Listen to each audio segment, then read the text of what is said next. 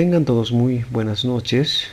En este video vamos a revisar el aparato digestivo con todas sus características anatómicas, morfológicas y las funciones que llevan a cabo todos los órganos que los constituyen. Como podemos observar en esta imagen, el aparato digestivo está constituido por un conjunto de órganos que están situadas unos tras otras, que su principal función es de preparar los alimentos para que puedan ser utilizados para la producción de energía y para la renovación celular. Recuerden que los órganos que constituyen este aparato son muy importantes porque a partir de ellas nosotros podemos aprovechar los alimentos que consumimos, y asimismo los alimentos que no han sido aprovechados son eliminados también por los órganos tubulares que presenta este aparato. Los principales órganos que constituyen este sistema son la boca, tenemos la faringe, y desde la faringe comienza un conducto común conocido como tubo digestivo. Este tubo digestivo embriológicamente se ha desarrollado a partir de un tubo, de ahí que se conoce como tubo digestivo. Se puede observar que presenta diversas dilataciones en su trayecto o en su paso del organismo, y además el diámetro que va variando según las funciones que llevan adelante. Tenemos al esófago, caudal al esófago, tenemos al estómago. Después del estómago vienen los intestinos. De acuerdo al diámetro que presentan podemos diferenciar el intestino delgado y el intestino grueso. Además de estos órganos señalados participan otros órganos accesorios que participan en el proceso digestivo, como ser el hígado, tenemos al páncreas y también a las glándulas salivares, que son órganos importantes en la digestión. Comenzamos con la boca. La boca es la entrada del aparato digestivo, es el inicio del aparato digestivo. Acá en esta imagen podemos observar que la cavidad de la boca, o la boca propiamente dicha, la boca encierra diferentes estructuras, como podemos observar en esta imagen. Tenemos la lengua, los dientes y conductos de las glándulas salivares que desembocan acá en la cavidad propia de la boca. ¿Qué límites presenta la boca? Dorsalmente con el paladar duro, lateralmente con los carrillos, ventralmente con la lengua y con el suelo de la boca, y caudalmente con el paladar blando.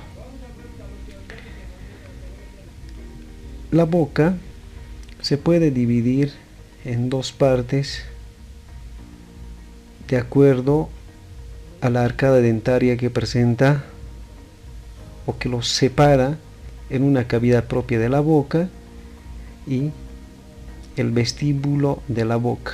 El vestíbulo de la boca, como se puede observar en esta imagen, está constituido por los labios, que difieren obviamente de acuerdo a los hábitos alimenticios que tienen los animales, como en el caso de los carnívoros.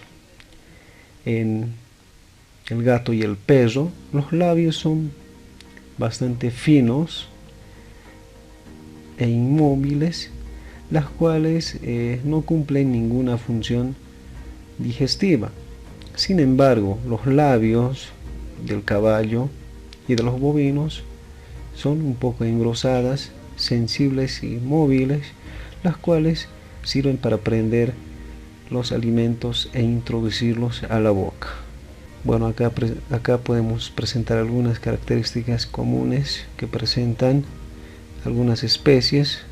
Una diferencia básica, que la cavidad de la boca dorsalmente en los carnívoros presenta dientes incisivos, que es una característica para que puedan apoderarse de la presa o tomar o prender su alimento. Sin embargo, en los bovinos observen que está ausente los dientes incisivos, una característica de los herbívoros, únicamente de los rumiantes.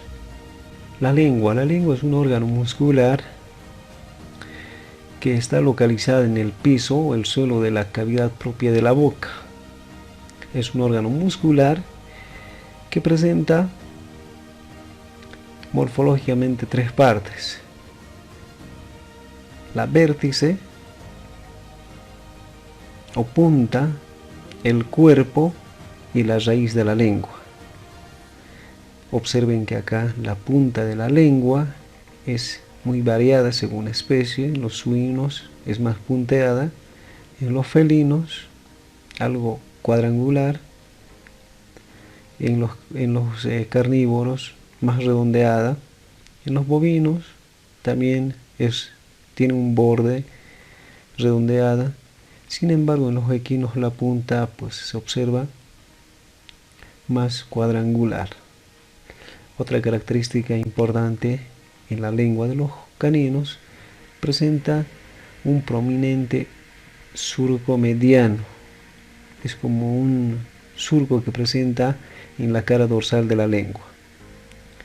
Otra característica importante que queremos señalar en la lengua de los bovinos, observen que en la cara dorsal presenta un prominente rodete de la lengua o torus lingual, que está ubicada caudal a la fosa de la lengua. Es característica de la lengua de los bovinos. Respecto a la estructura de la lengua, la lengua en su borde o la mucosa de la lengua presenta un epitelio modificado que está constituido fundamentalmente por papilas, y podemos diferenciar a las papilas mecánicas y a las papilas gustativas según las funciones que llevan a cabo. Las papilas mecánicas, que están constituidas fundamentalmente por un epitelio estratificado, queratinizado, y son tres tipos de papilas mecánicas: las papilas filiformes, las papilas cónicas y las papilas marginales. Las dos primeras, las papilas filiformes, como en este caso observen, y las papilas cónicas, se distribuyen en su mayor proporción en la lengua de los rumiantes y del cerdo, lo cual le da ese aspecto de rugosidad y aspereza. Las papilas gustativas tenemos acá por debajo en la imagen, tienen terminaciones sensitivas que están muy próximos, y además por presentar botones gustativas. Observen que hay tres tipos de papilas gustativas. Tenemos a las papilas fungiformes, que tienen una característica de tener una forma de hongo. Posteriormente podemos señalar a las papilas circunvaladas, que presentan una forma de pared o de valla, y finalmente a las papilas foliadas, que, como se observa acá, presenta una característica en forma de folios u hojas. Bien, vamos a hablar sobre el aparato masticador o los dientes. Los dientes son estructuras bien duras, más duras que el hueso, que sirven para fragmentar los alimentos gruesos, los alimentos que inicialmente se introduce a la cavidad de la boca. Nos sirven para fragmentar, para desmenuzar los alimentos o las partículas más grandes en las partículas más pequeñas. Y además que en algunas especies sirve para prender los alimentos. Respecto a la morfología de la lengua, de un diente en particular, podemos señalar las siguientes partes. La parte que se observa se conoce como la corona, el cuello y la raíz del diente. Respecto a su estructura, un diente en particular presenta al esmalte enumerado con el número 1, que es una estructura constituida por sustancias inorgánicas, como por ejemplo, como cristales de calcio, cristales de apatita y otros tipos de minerales. Luego tenemos, numerado con el número 2, que es la dentina, que es una estructura un poco más dura que un hueso, también formada por sustancias a partir del odontoblasto. Al interior del diente podemos encontrar un tejido blando conocido como la pulpa dentaria, donde podemos encontrar a los vasos sanguíneos, a las terminaciones nerviosas, lo cual ingresa acá desde la parte ventral o de la parte alveolar mediante un conducto conocido como foramen apical. La fórmula dentaria, los primeros dientes que están localizados por delante son conocidos como dientes incisivos. Luego tenemos a los dientes caninos, a los dientes premolares y finalmente a los dientes molares, representados con sus iniciales como incisivos con la I, caninos con la letra C, con los premolares con la letra P y los molares con M. Acá presentamos una fórmula dentaria común de un caballo. Bueno, acá tenemos dos tipos de representaciones.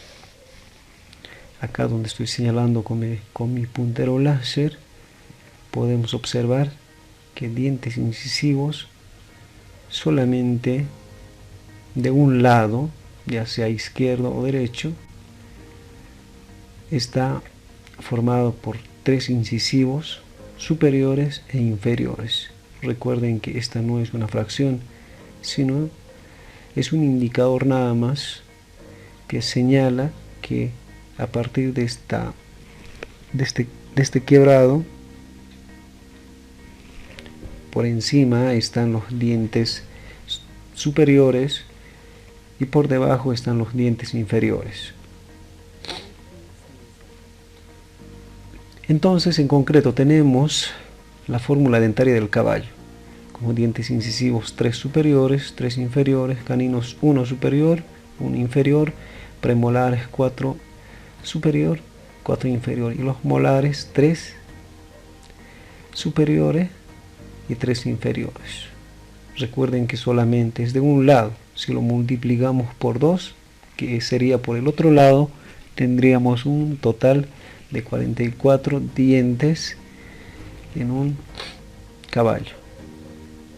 Y acá podemos presentar como ejemplos los dientes del caballo, o la fórmula dentaria del caballo, de los rumiantes, del cerdo, del perro y del gato.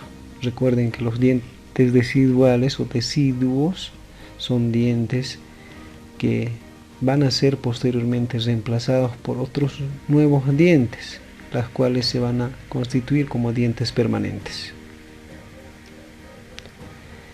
La faringe. La faringe es un órgano en forma de embudo que está ubicada en la base del cráneo y entre las dos primeras vértebras cervicales, o por debajo de las vértebras cervicales. Limita dorsalmente, ya dijimos, con la base del cráneo y cranealmente con las coanas y la parte digestiva de la faringe, ventralmente por la laringe y caudalmente se continúa con el esófago. Lateralmente está limitada por el músculo miloioideo y entre la rama de la mandíbula. Este órgano es común de las vías digestivas y respiratorias. Recuerden que durante el acto deglutorio, el alimento, observen esta flecha, viene por acá y acá el velo del paladar, conocido también como paladar blando, se dirige hacia la parte superior, se eleva hacia la parte superior, y este cartílago que estoy señalando, conocido como cartílago epiglótico, cierra pasivamente a la laringe, bloqueando la entrada del aire, y de esta forma pasa el bolo alimenticio hacia el esófago. A todo este proceso se conoce como deglución. Y una vez que el alimento o el bolo alimenticio haya pasado hacia el esófago, nuevamente se abre el cartílago epiglótico, permitiendo la normal circulación del aire de la nariz hacia los pulmones. El esófago es el inicio del tubo digestivo y su función principal es de transportar el bolo alimenticio desde la faringe hasta el estómago. Tiene un recorrido cervical, comienza por encima del cartílago cricoides y recorre o discurre dorsalmente a la tráquea, y en su trayecto se dirige hacia el lado izquierdo, y antes de entrar a la cavidad torácica se pone nuevamente a la parte media y luego entra a la caja torácica por la abertura craneal del tórax. Recorre por el mediastino, envuelto por el tejido conjuntivo mediastínico, atraviesa la bifurcación de la tráquea y también pasa por encima del corazón, alcanzando el hiato esofágico de la diafragma para entrar a la cavidad abdominal, y por el lado del hígado llega al cardias, que es la primera porción del estómago. Respecto a su estructura, podemos señalar de que todo el tubo digestivo está constituido por un patrón de presentar 4 capas comunes que solamente varían algunas características que seguramente vamos a revisar en cada región. Entonces el tubo digestivo presenta una mucosa constituida por el epitelio, por un tipo de tejido epitelial, luego una submucosa formada por el tejido conjuntivo, la capa media muscular y la capa externa serosa o adventicia. Más concretamente, hablando del esófago, observen que el epitelio que constituye la mucosa está formado por el epitelio plano pluriestratificado y débilmente cornificado en algunos carnívoros. La submucosa pues está constituida por el tejido conjuntivo denso, que presenta a los principales vasos sanguíneos, a los nervios y a los plexos nerviosos. Y luego tenemos la capa media constituida por el músculo. En los rumiantes y en el perro, el músculo, que está constituido por dos capas, una interna circular y externa longitudinal, pues está formada por el músculo estriado únicamente. Sin embargo, en otras especies, como el caso del caballo, gato y cerdo, el último tercio del esófago está constituido por un músculo liso, la cual va a dar lugar a la formación del esfínter del cardias. Y externamente, la capa serosa o la capa externa que recubre al esófago pues varía según su ubicación. Durante su recorrido por el cuello pues está tapizada externamente por el epitelio simple plano. Entrando a la caja torácica está revestido por la pleura, y en la cavidad abdominal pues un tramo del esófago está recubierta por el peritoneo. La función, ya dijimos, que mediante sus contracciones lleva el alimento hacia el estómago.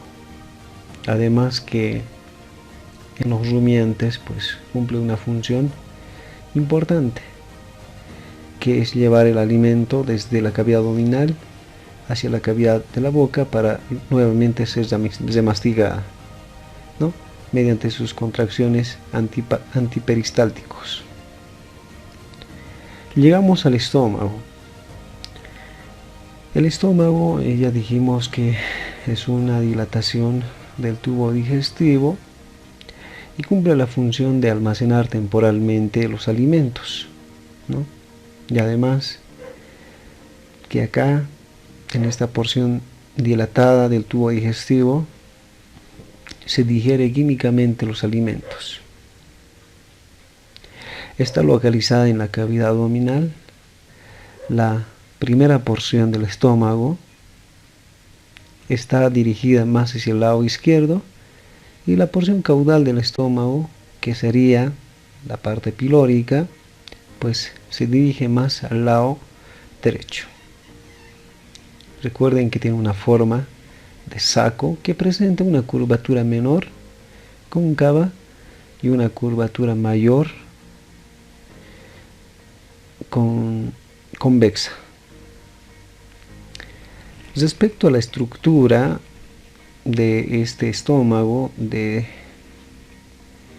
los monogástricos, hablando más concretamente de un estómago simple, todo el estómago presenta una mucosa con glándulas tubulares constituida por células secretoras,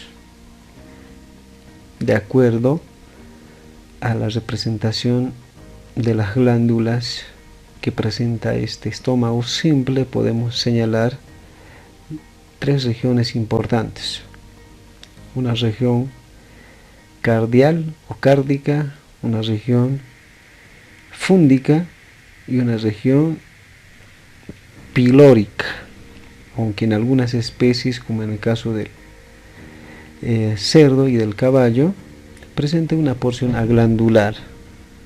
La porción glandular presenta, ya dijimos, glándulas tubulares que segregan un producto o que segregan un jugo gástrico. La porción cárdica y la porción pilórica del estómago secretan mucus alcalino, lo cual sirve como tampón para neutralizar el medio ácido que tiene el estómago,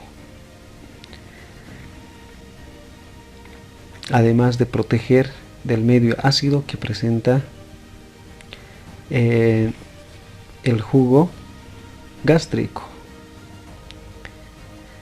mientras que la región fúndica o las glándulas propias del estómago pues están constituidas por 3 células secretoras que producen la mayor cantidad de la secreción gástrica. Podemos señalar a las células accesorias o mucoproductoras, las cuales secretan una mucosa neutra o mucus neutro. Luego tenemos a las células principales y las células parietales. Las células principales que producen pepsinógeno o pepsina no activa, mientras que las células parietales producen ácido clorhídrico disociado, lo cual va a activar al pepsinógeno en una pepsina activa. Además, este último produce un factor intrínseco que a nivel del píloro va a servir como un componente para que la vitamina B sea absorbida. Eso sería respecto a la primera parte del aparato digestivo. En el próximo video vamos a revisar el estómago de los rumiantes y también vamos a referirnos a las estructuras anatómicas que presenta los intestinos. Bien, muchas gracias, suscríbanse al canal y denle like al video.